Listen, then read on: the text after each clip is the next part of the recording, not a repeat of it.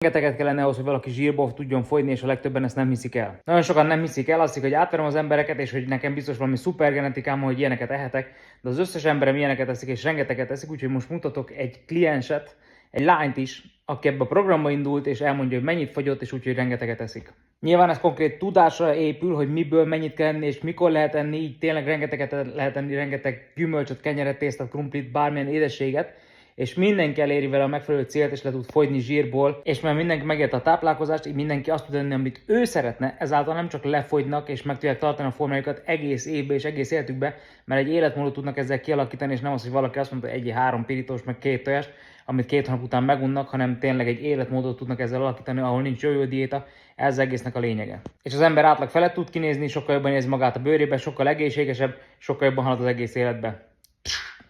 Itt van egy kis beszámoló, de mindjárt lefotózom, vagy így kimerevítem, és így mindenki nyugodtan el tudja olvasni.